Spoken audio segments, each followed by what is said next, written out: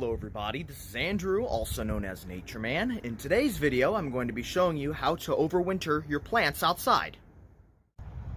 Alright, now I'm filming this on a very warm day. In fact, this is February 2nd, 2020. In Indianapolis, where I live, just broke the warmest temperature on record. The previous record was 61 degrees Fahrenheit, set in 2016, and it's currently 63 degrees Fahrenheit. Completely sunny. This is the first time in almost 2 weeks we've seen the sun. And we haven't had a completely clear sky in almost 2 months. So I'm very, very happy. So I thought today's a good day to kind of demonstrate how to protect your plants, because next week it's going to be cold and we're going to be getting snow. So I thought a good day to film this is on a warm day, so I don't have to be out here shivering. Okay, so this is my cold frame. It's a little box. If you don't have a cold frame, you can put them in an attic or an unheated garage. But for this demonstration, I just have my cold frame. As you can see, the wind blows west to east, so that way's west, behind me is east. And this part of the house protects my plants. You can see, it kind of protects them from the wind, that little thing right there. And it protects them from the wind, and it also is clear, so that if I wanted to put them out in the sun, it would be able to take in heat during the winter. But I'm not doing that this time. These are all potted trees and shrubs, and I'm going to kind of demonstrate how to protect them and what they are. This is a little sky pencil holly I got online. I've propagated this from a cutting. This is a Forever Goldie arborvitae. Keeps its deep, rich, golden yellow foliage, and even adds an orange tone to it in the winter. Absolutely gorgeous. Gets probably about 15 foot tall.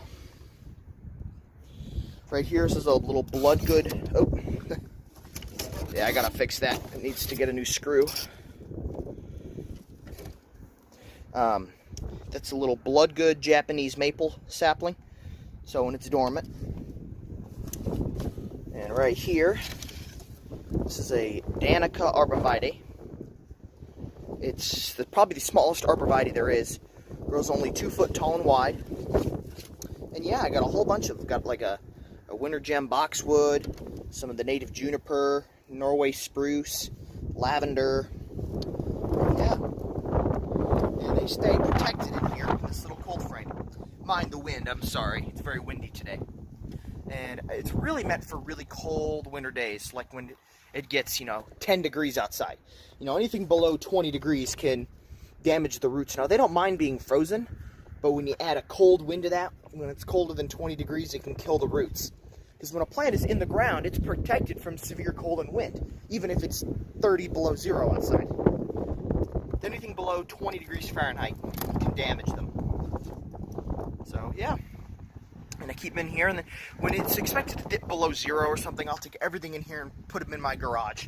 And it's a heated garage, so I don't usually keep things in there unless if it's absolutely necessary. Alright, now we are on the side of my house where I'm keeping my potted trees and shrubs. This is the east side of my house, so it's mostly protected from winter winds, though a little bit comes from this direction. And it's shielded by this humongous river birch and the side of our chimney. And it's kind of tucked back in this corner under this blue spruce. So it gets 75% protection from wind, though it does get a little bit. Today it's really windy. Winds are gusting over 35 miles an hour, so wind, even in the most protected spot, is inevitable. Along with this warm front comes with a lot of wind, so that's, yeah. I'll show you what these trees are. This is an American sycamore. I dug it up at the creek about 2.5 years ago, and it's grown 6 feet. This is a weeping willow, a Salix alba tristis. I grew it from a cutting about 3 years ago, and it's now about 7 foot tall. I just love it because it is like deep yellow golden branches, absolutely to die for, especially in the winter time. It has such winter color. Got a fine line fernleaf buckthorn. It's non-invasive.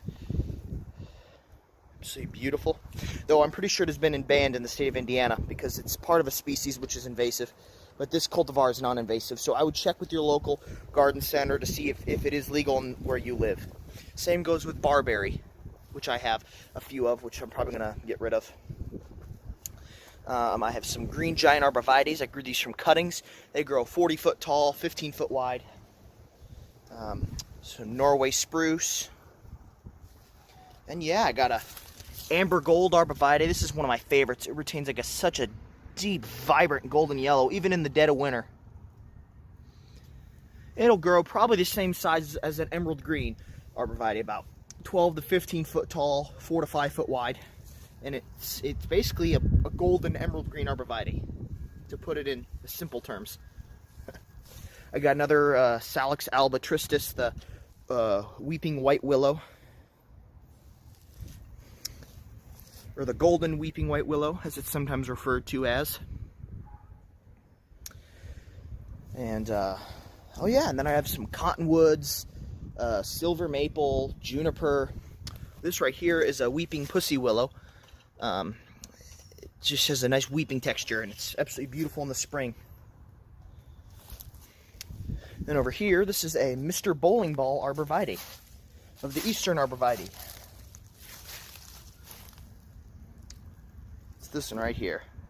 Then I have a Fire Chief arborvitae, which adds a deep orange hue all year. And just look at that vibrant color of the Fire Chief. I just love that color. Fire Chief only grows 3 foot tall and wide. Mr. Bowling Ball will grow about 5 foot tall and wide. These two are Hopi crepe myrtles, H-O-P-I. It's a Native American name. Hopi crepe myrtle is recognized as one of the most cold-tolerant crepe myrtle varieties there is. In the ground, of course, and once established, they've known to withstand temperatures down to near 20 below zero. Yeah. So that's pretty impressive. Look that up, the Hopi crepe myrtle.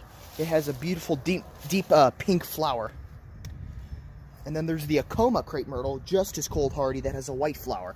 So you guys can look that up in your free time. And yeah, that's all my plants. I keep protected under here. They're out here, like I said, until it dips below, until it gets into the single digits, or even below zero in some cases, they'll stay out here. Until it dips below 5 degrees Fahrenheit, they'll stay out here. I've had much success with that. That's only because it has good protection from the wind. Yep, so that's my plant collection. And like I said, unless you have absolute protection from the wind, bring them into an attic, a barn, or an unheated garage. Because when they're in these pots, see, that's when they're vulnerable. A lot of people don't realize these roots are exposed. While maybe the plant itself has a hardiness rate of zone 3, 40 below zero, the roots are not that hardy. The roots might die at, 5 degrees Fahrenheit. So you gotta protect them, because when they're in the ground, they're protected from wind. It's much warmer underground, even if the ground's frozen, and it has absolutely no wind. These are above ground and can easily be damaged, especially with my sensitive crepe myrtles. I bring those in when it drops below 20 degrees Fahrenheit. And these I only bring in when it dips below zero. I've only done that once this season. We've had a very mild winter. This winter's been a lot easier. We only had one really cold front in December when it dropped below zero. It's been very mild since then. So yeah, that's how you can protect your plants. I'm in a growing zone 5B. USDA is on 5B. So our average coldest temperature dips to negative 15 degrees Fahrenheit. But yeah, so, I always got to be on the cautious side. Cold can just snap like that. It can be, especially if you live like in Denver or something, it can be 55 degrees one day and the next day it's 10 below. Cold fronts can just come out. You have to always be on top of the weather, because then you have to know when to bring these plants inside. That's a key. Alright, I hope you've all found this video very useful. If you have any further questions, please leave them down in the comments and I'll try and get back to you. Well, this is Nature Man signing off. Bye!